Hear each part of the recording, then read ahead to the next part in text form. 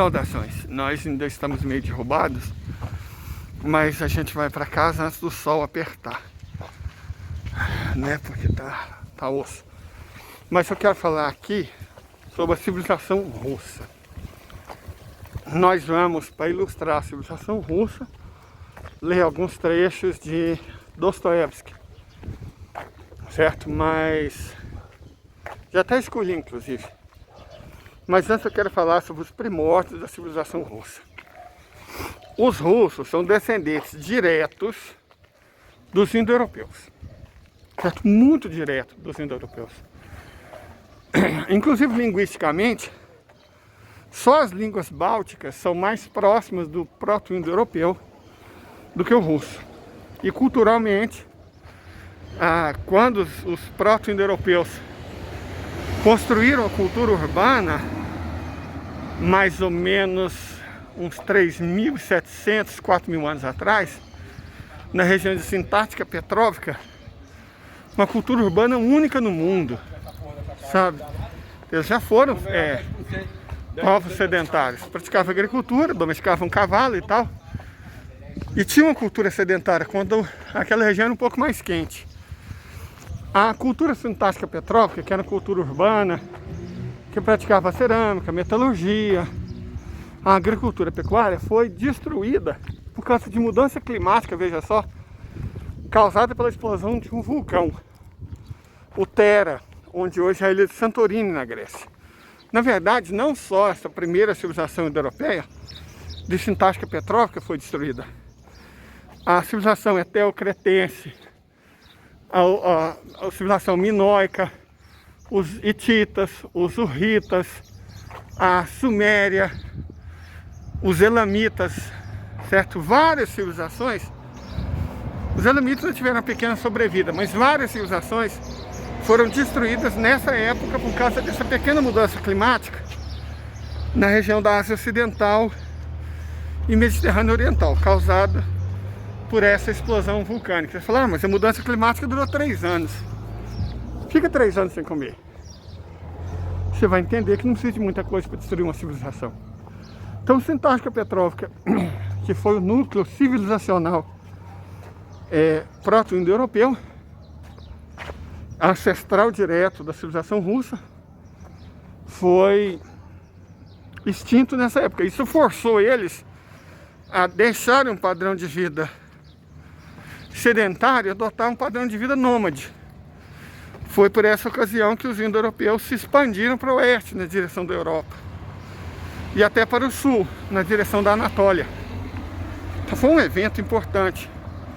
Os próprios russos de Sintática Petróvska, os que ficaram, eles adotaram uma forma de vida mais ou menos nômade, baseada na criação de animais. E, bom, só voltaram a constituir civilização sedentária e urbana novamente quando se juntaram com o estoque de populações persas na forma dos citas. Isso foi mais ou menos os citas. Eles ocuparam aquela região por volta do 6º século antes da Era Comum. Então, uns 1000 anos depois desse abrupto fim de Sintática Petróvska, eles reemergem como os citas. Que depois um ramo desses citas, também irânico, os sármatas, mantiveram-se naquela área até por volta do 4º século. Então, 400 anos depois do declínio da civilização sármata, houve um estabelecimento de pequenas aldeias, sabe? Cidades pequenas, aldeia não no sentido de que a gente atribui às populações indígenas, aldeia no sentido asiático, eurasiano mesmo, de pequenas povoações mais ou menos autônomas e independentes.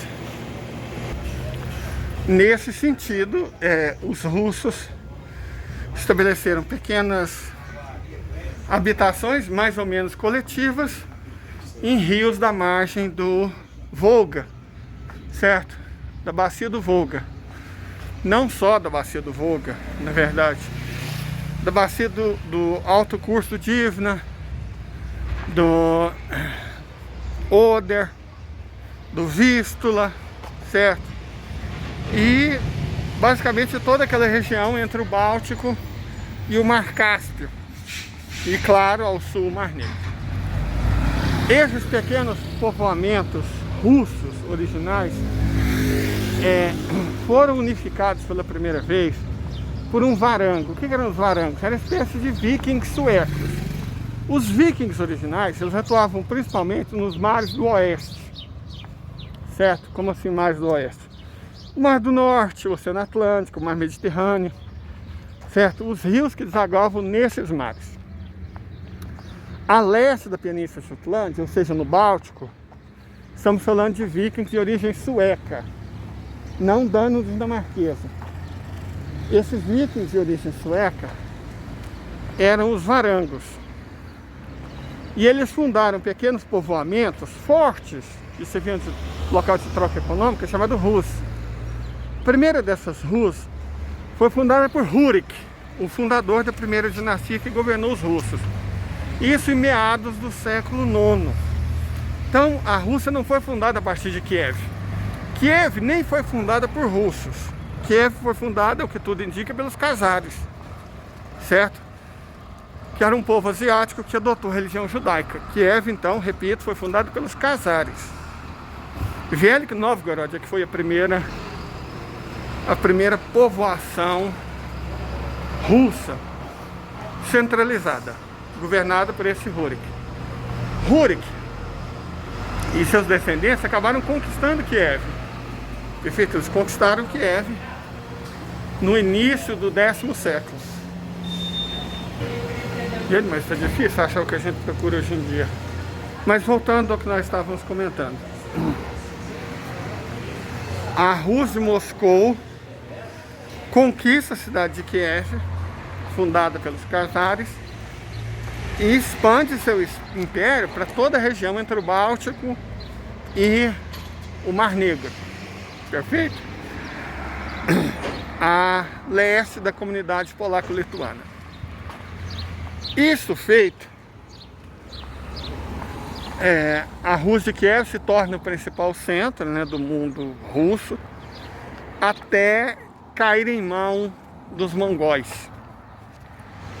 Entra em decadência ali no século XII e no século XIII um descendente de Rurik, mas já totalmente convertido ao cristianismo ortodoxo e russificado, nem falava mais o sueco, chamado Alexander Nevsky.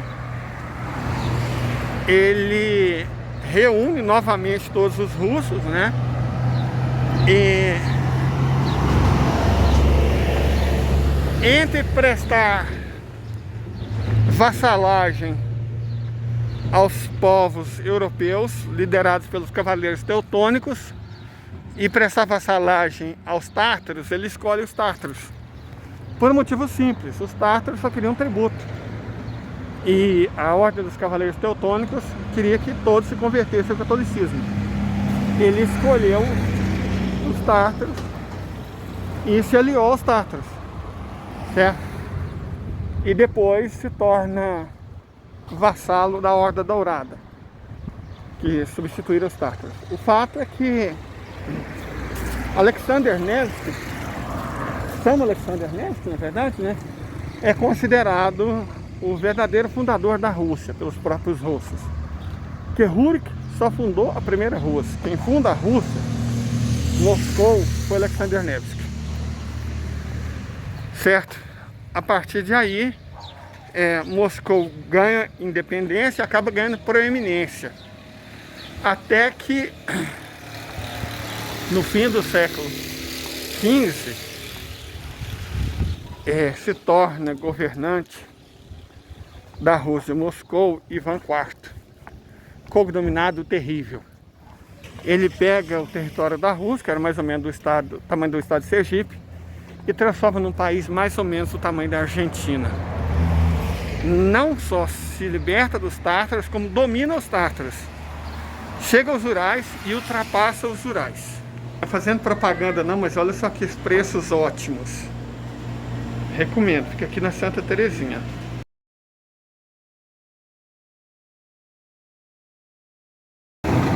Gente, não sou de reparar, por favor, né? Mas que ruiva! Uau, uau, uau, uau. Mas assim, é claro que eu sou um homem muito decente, né? Mas não pude deixar de reparar que a caixa... Eu sempre compro nesse mercadinho, que tem um açougue com preço excelente.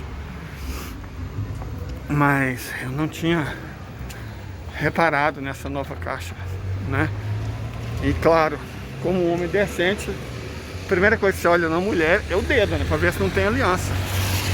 Não tinha. Mas isso não quer dizer nada, né?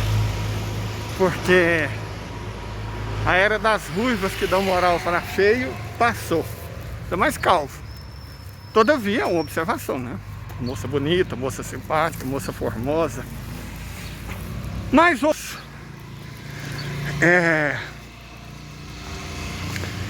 Ivan IV, o terrível, ele matou o próprio filho a paulada e depois enlouqueceu por causa disso e tal.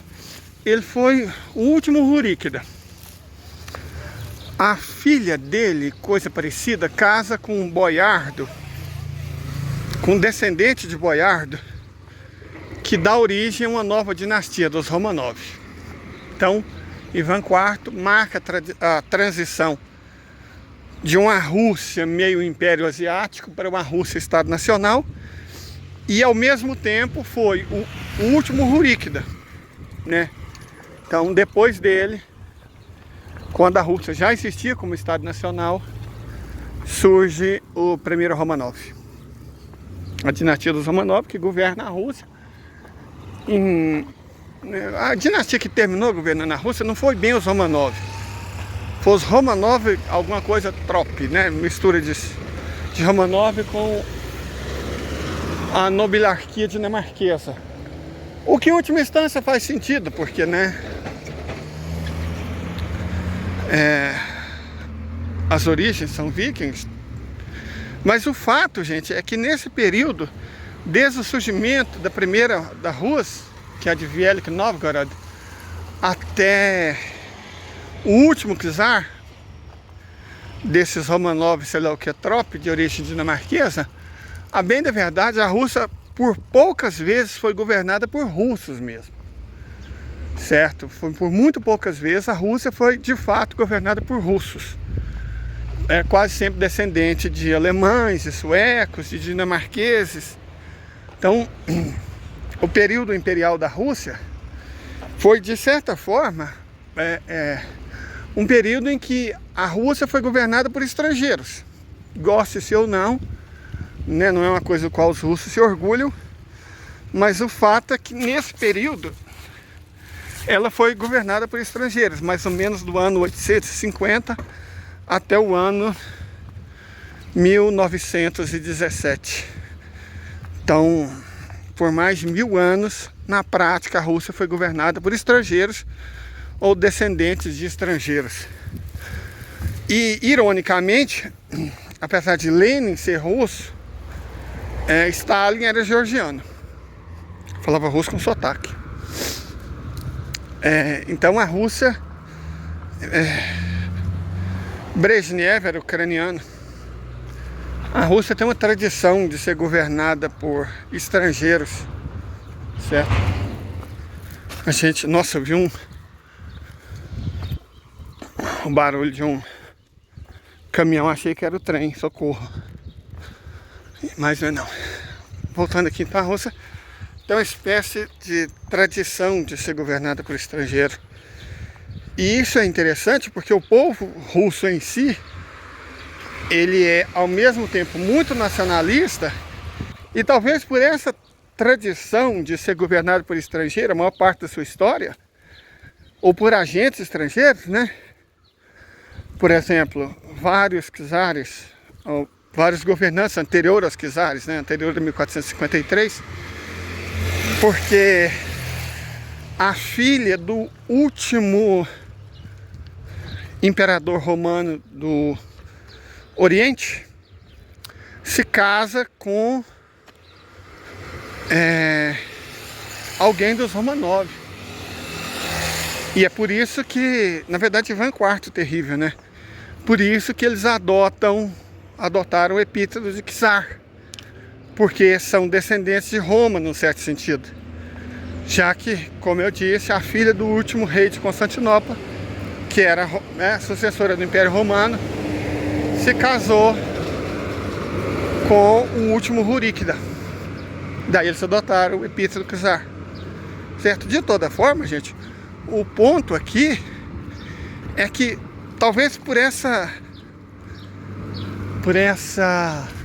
tradição em ser governado por estrangeiro e ao mesmo tempo ter tido que lutar com eles, tiveram que lutar contra os cavaleiros teutônicos, contra lituanos, contra livonianos, finlandeses, suecos, vikings, tártaros, mongóis, a Horda Dourada, depois poloneses, depois suecos novamente, já não varangos, suecos, né, Grande Guerra do Norte, depois a Europa inteira, que estava junto com Napoleão, lutou contra a Rússia e perdeu.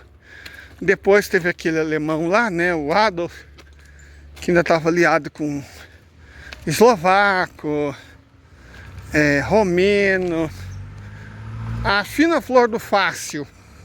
Sem falar que na Guerra Civil eles tiveram que lutar também contra gente de 15 países. Tchecos, americanos, britânicos, alemães, todo mundo tomou as dores dos brancos na Guerra Civil, entre brancos e vermelhos. E ainda teve um pouco antes a questão da guerra russo-japonesa, como o próprio nome diz, contra os japoneses. E eles travaram alguns embates contra os manchus pela posse de alguns territórios da Sibéria. Isso ainda no século XVII. Então, é um país que expandiu as suas fronteiras a partir dos boiardos, e depois dos boiardos, que é de certa forma nobreza cavaleiresca, os sardos e dos cossacos. Um grupo específico de cossacos, especificamente os cossacos do Don, deu origem aos ucranianos orientais, certo? Não os ocidentais. Os ocidentais têm outra matriz, mas, digamos assim, mais polonesa.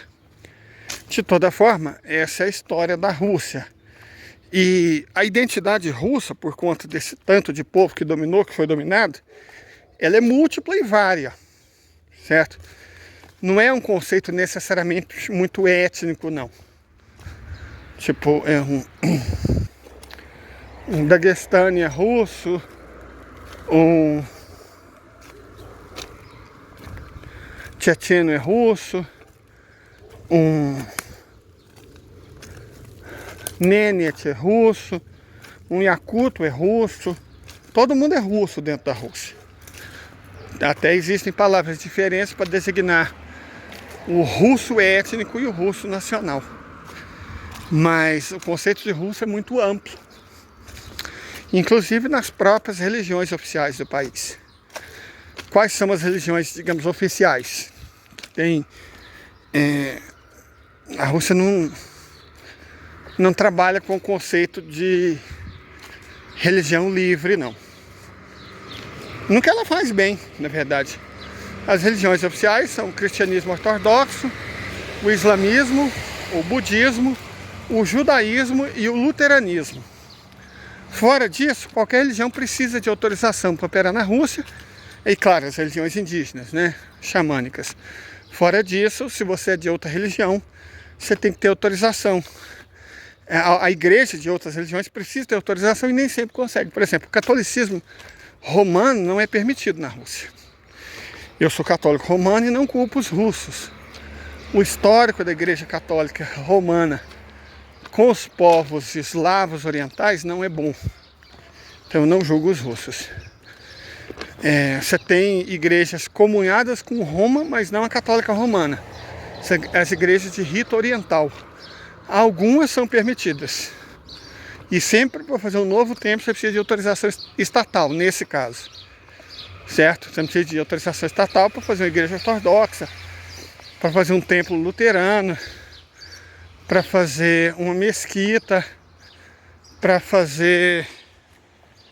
Eu esqueço o nome dos locais onde os nossos irmãos judeus com os rabinos praticam a fé. Sinagoga, né? Você não precisa de autorização para fazer uma sinagoga.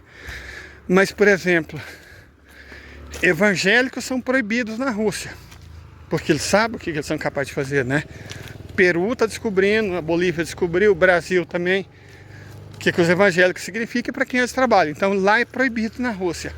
E testemunha de Jeová lá é considerado grupo terrorista, na verdade.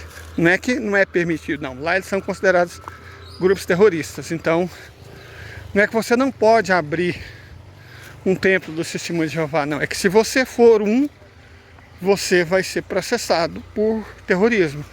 E a pena para terrorismo na Federação Russa é muito elevada. Então não recomendo, certo? De forma alguma. Claro que você pode levar a Bíblia para lá, menos se você for Testemunho de Jeová. Não existe problema, você pode levar a Bíblia, o Corão, o que você quiser. Você pode até praticar. Na época eu era ateu. E claro, o ateísmo não é um problema na Rússia. Metade dos russos é ateu. E eu já estive lá e pude constatar que de fato esse é um número bem realista. Mas, por exemplo, agora que eu sou católico, eu poderia voltar na Rússia tranquilo. Não é interessante eu tentar praticar o proselitismo, né? Acho que isso não seria permitido. Mas eu posso praticar minha fé. Existe uma certa comunhão com a igreja ortodoxa. Mas a igreja ortodoxa, em particular a Rússia, ela é meio relutante. Então, em tese, um ortodoxo russo pode pegar a comunhão numa igreja católica. Mas um católico romano, olha, não sei se ele pode pegar a comunhão numa igreja ortodoxa russa, não. Nem numa grega, porque, né, apesar do Santo Padre ter permitido que os nossos irmãos ortodoxos comunguem conosco, os patriarcas de Constantinopla e Moscou, acho que não permite que os católicos romanos possamos comungar com eles. Antioquia eu acho que permite, mas Moscou e Constantinopla, Istambul, né, não permite. Paciência, é a vida. Agora, gente, eu tô chegando em casa, vou respirar e aí eu começo a narrativa de um capítulo de um romance de Fyodor Dostoiévski para ilustrar o que é a civilização russa. Espero que vocês continuem me acompanhando. No caso das outras civilizações que a gente ilustrou lendo trechos de obras ou discursos, para o caso da civilização russa, vamos ler o capítulo 8º de Recordação da Casa dos Mortos, de Fyodor Dostoiévski, intitulado Facínoras.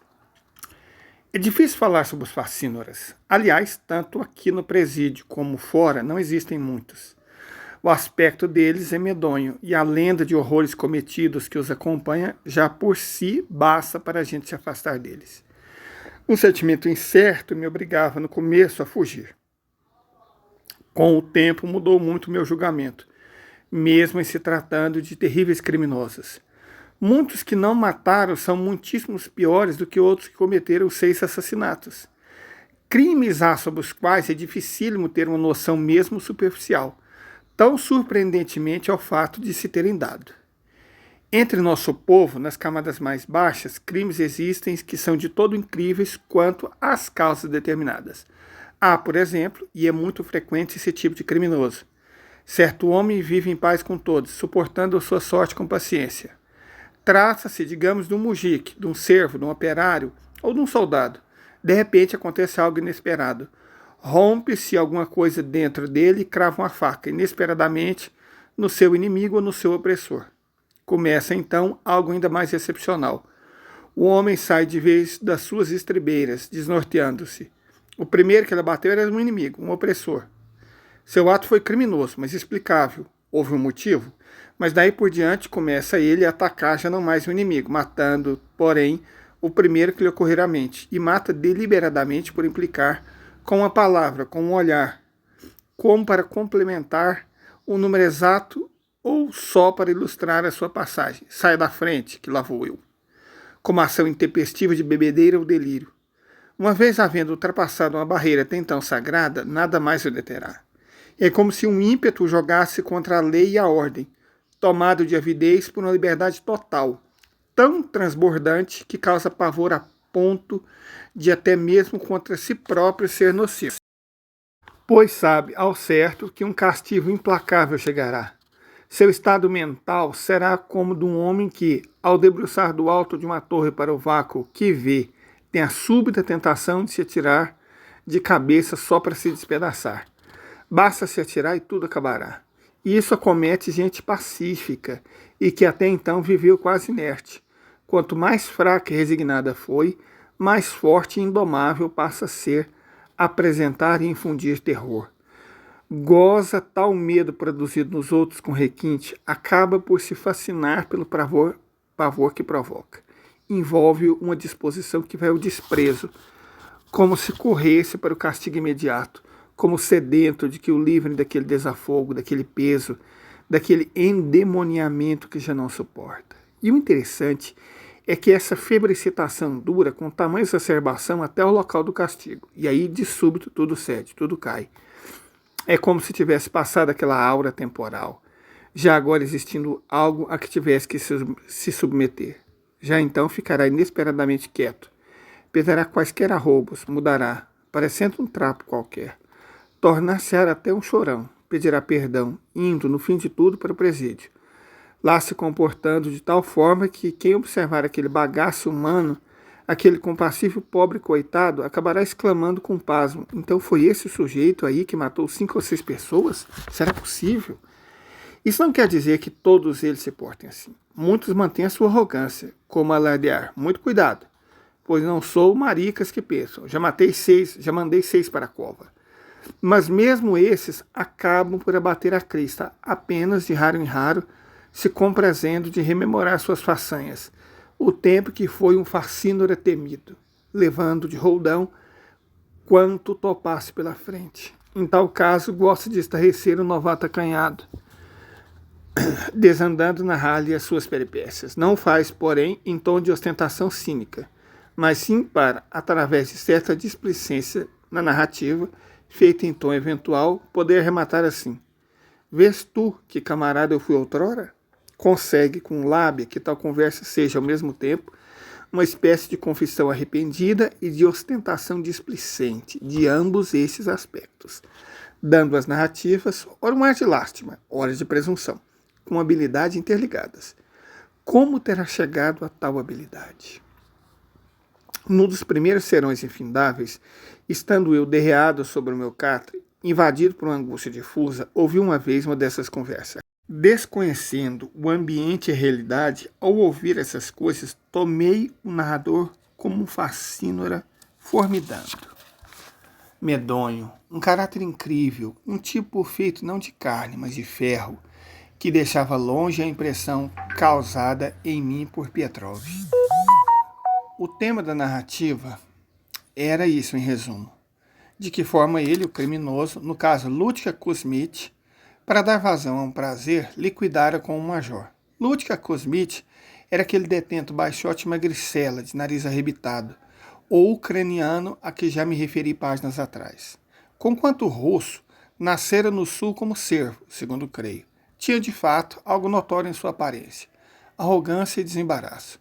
Eu me pareço como um passarinho, fui provido, porém, com um bico e uma garra respeitáveis. Aliás, os detentos eram bons psicólogos entre si. A ele, por exemplo, não dedicavam grande importância, embora caprichassem em se fazer notado. Nessa noite estava sentado em sua tarimba e remendava uma camisa, pois seu ofício era de alfaiate. Ao seu lado estava seu companheiro de tarimba, Kobilin, um rapazola boçal, musculoso, até mesmo simpático pela fisionomia e pelo comportamento, um tanto grandalhão e molenga. O delgado Lutka, decerto por serem vizinhos de dormitório, andava às cristas com ele, tratando-o de superior para inferior, com arrogância e despotismo, coisa que Koblin pouco ligava. Agora, por exemplo, serziam a meia de lã ou ouvindo pachorramente Lútica. Este falava alto e claro, como se quisesse ser ouvido por todos, embora desse a impressão de estar falando apenas para Koblin. Puxando a agulha, ele dizia: Pois é, eles me prenderam por vadiagem na minha terra e me remeteram para ti. Quando isso? Há muito tempo? Perguntou Koblin. Quando as ervilhas ficaram maduras fará 2 anos. De maneira que, quando chegávamos em cá, eles me trancafiaram na prisão por pouco tempo. Olhei à minha volta. Havia colar uns 12 rapazes. Uns apagões ucranianos deste tamanho, com saúde, fortes como touros. E como eram obedientes. A comida era péssima. Sua Excelência, o Major, fazia o que muito bem queria. Passou-se um dia, passou-se outro, e eu observar. Aquilo era gente dominada pelo medo. Que história é essa? Vocês não passam dos bestalhões. Mete-te com ele e verás que, por que é que somos assim. Calei-me. Pois, manos, querem saber? Continuou Lútica, já não se dirigindo mais a Koblin e sim a todos. Havia lá um ucraniano engraçado. Palavra de honra. Contava-nos que fora levado perante a corte, as respostas que deram e como choraram aos montes, dizendo: minha mulher e os meus filhos ficaram sem mim. Um sujeito grandalhão, grosso, de cabelos agrisalhos. Eu procurava emocionar o juiz, contavam-nos eles, mas o excomungado sempre a escrever, a tomar notas. Escrevia e escrevia. Quando por fim acabou de escrever e pingar o ponto final, eu também acabei de, cá por dentro, xingá-lo assim: raios te partam, já que não me dás ouvido. Raios te partam. Passa-me essa linha aí. Arre essa linha do presídio, está podre. É da feira, disse Vacia, passando o novelo. A da alfaiataria é melhor. Essa não foi a que era aposentado trouxe um outro dia? Só o Demo sabe em que casa de qual marafona ele adquiriu, continuou Lútica, enfiando a agulha perto da luz. Naturalmente ele a compra na casa de alguma comadre. Claro, só pode ser da casa de alguma comadre dele. E depois, como foi contar ao major? Perguntou Koblin, sempre pachorrento. Lútica só estava à espera dessa pergunta, mas não continuou logo a história, aparentando até distração, quando Koblin indagou do resto do caso. Acabou de enfiar bem a agulha, voltou ao seu lugar, cruzou as pernas e prosseguiu, finalmente. Não deixei em paz os meus ucranianos. Quiseram que eu visse deveras como era major. De manhã eu já me apossara de um punhalzinho de um companheiro, para que desse e viesse. O major irrompeu como um furacão, transpondo o portal, furioso, assim que desceu do carro. Disse eu então aos ucranianos: ânimo, seus bestalhões. Mas eles estavam com varas verdes, tremendo de pavor. O major começou a se aproximar. Vi logo que estava completamente bêbado. Arredem. Não estão vendo quem chegou? Eu, aqui dentro, sou o czar. Eu, aqui dentro, sou Deus. Enquanto ele repetia essa ladainha, comecei a me adiantar para ele, com a faca afiada na manga. Com que, então, disse eu, Vossa Excelência acha, não é? Ora, mas como é possível que Vossa Excelência possa ser czar e Deus? Ah, és tu, cabeça, berrou o major. Não é possível, dizia eu, enquanto me aproximava cada vez mais. Não é possível, Excelência, pois conforme deve saber, Deus só existe um, todo-poderoso e onisciente. E czar também só existe um, colocado acima de nós por Deus mesmo. Ele é Excelência, nosso soberano, ao passo que Vossa Excelência não passa do major do czar. Excelência, e isso mesmo por vontade e complacência dele. Como? Não podia dizer senão isso, gaguejando, fora de si, tomado de fúria. É que lhe estou dizendo. Dei-lhe um salto e lhe cravei o punhal todo na barriga. Entrou que foi uma beleza. Ele saiu com todo o peso no chão, outra coisa não fazendo no ocealhos, senão espernear. Puxei para fora o punhal e disse para a rapaziada: seus ucranianos, levantem esse homem, vamos. Devo agora fazer uma digressão do tema. Expressões dessas, eu sou czar, eu sou Deus, e muitas outras desse tipo eram muito empregadas outrora por muitos comandantes. Cumpre reconhecer que comandantes desse naipe foram ficando cada vez mais raros, ou mesmo talvez já nem os haja mais. Devo esclarecer também que os que se gabavam assim Empregando expressões como essa, normalmente provinham de ascensões graduais da tropa, tendo começado em postos inferiores. Após longo estágio em promiscuidade, se viam elevados a oficiais e autoridades, ficando estonteados, pois isso transformava completamente sua mentalidade, até então sujeita a rotinas e regulamentos. Cada novo galão ou cargo tornava-os cada vez mais prepotentes, autoritários e importantes. Evidentemente, aplicavam tal conduta apenas contra os subordinados. Perante os mais graduados, permaneciam como quem não esquece a sua origem nem exorbita suas funções, embora isso ou passasse despercebido ou fosse antipático. Muitos desses incorporados levavam sua subordinação tão longe que timbravam em declarar aos seus superiores nas fileiras ou nas repartições que, conquanto sendo oficiais também, só pelo fato de virem de postos subalternos, sabiam conhecer seu lugar. Mas, no trato com seus comandados, exorbitavam despoticamente, como senhores. Realmente isso acabou, sendo raríssimo se achar ainda algum que diga, eu sou czar, eu sou Deus. E é lógico que nada irrita mais um detento ou um funcionário do que ouvir expressões dessas por parte de seus superiores. Essa autossuficiência, essa arrogante certeza de absolutismo impune, acaba levando ao ódio o homem mais submisso, fazendo-o perder a paciência. Felizmente, se trata de um fenômeno já extinto, e mesmo outrora, tais abusos já era motivo para punições severas, sabendo eu de várias aplicadas rigorosamente. Nada há que irrite mais uma pessoa das camadas modestas do que o se ver tratada sem consideração de espécie alguma. Há quem cuide que, dando boa alimentação ao presidiário e o tratando de acordo com o regulamento, tudo está bem. Mas isso também é um erro. Não há ninguém, seja lá quem for, e ocupe a mais ínfima categoria que ocupar, que não se ache no direito, mais que instintivo, de exigir consideração para com a sua dignidade. O detento sabe muito bem que é um presidiário, um delinquente, qual a distância existente entre ele e as autoridades. Mas não há serviços nem correntes que consigam fazê-lo esquecê-lo que é um homem.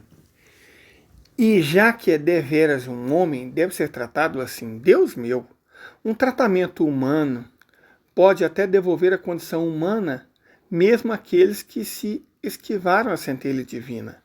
Com esses infelizes, então, é que devemos ter mais caridade, causar-lhes a júbilo e salvação. Deparei-me às vezes, com comandantes bondosos e magnânimos, e verifiquei o poder que exerciam sobre os humilhados. Umas 2 palavras cordiais eram suficientes para levantar o moral do detento. Ficava radiante como uma criança, e como criança passava a lhe dedicar apreço.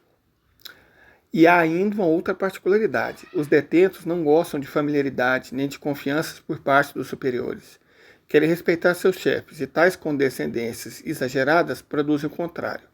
O detento fica satisfeito, por exemplo, quando tem um chefe condecorado, que apresente um porte garboso, que perante os superiores a ele se mostre solene e jovial, que no serviço seja severo, mas justo e digno. Um superior assim será amado pelos detentos, pois veem que é pessoa honrada, capaz e que se interessa por eles. Dessa forma, tudo irá direito e bem. Assim, pois, fostes dobrar a espinhela sob as varas? Perguntou pachorrentamente Cobilin. Recebi a minha conta, se recebi. Ali, passa-me a tesoura. Como é, pessoal? A banca do inferno hoje gorou? Com a bebedeira de ontem não sobrou dinheiro, explicou Vácia. Do contrário, a essas horas, a banca do inferno estaria fervendo. Para quando, então? Em Moscou cobram antecipadamente 100 rublos o dia de entrada para a jogatina. E quanto encaixaste no lombo, Lútica, por causa desse caso? 500 açoites, querido amigo. Devo até ser mais explícito, acentuou Lútica, dirigindo-se a Cobilin para os restantes. Pouco faltou que não me matassem.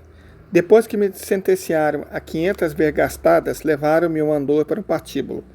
Ali então eu estava virgem nessa história, ombro com ombro. Lá estava postado na praça a população inteira da localidade. Vão açoitar um assassino, um celerado. Nunca vi coisa mais besta do que o Timótica, o carrasco.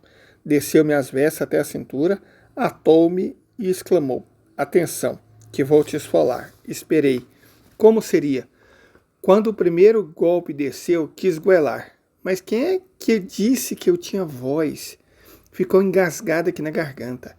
Quando veio a segunda lambada, declaro-lhes que acreditem, que não fiquei sem ouvir mais nada entre as palavras 2 e 17. Pois foi. Ouvi o homem dizer 2. Quando dei fé, ele já estava dizendo 17. Mas daquela vez você não morreu? Perguntou o paspalhão do Koblin.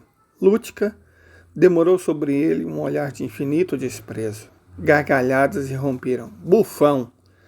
Arrependido de haver perdido seu tempo com o sujeito daqueles, Lútica o definiu. Você tem uma arruela de menos na cabeça. Vá-se no logo. Não regula muito bem lá por dentro, não. Embora Lútica tivesse liquidado 6 pessoas, não infundia pavor a ninguém, mas no fundo de sua alma gostava de ser tido na conta de um facínora terrível.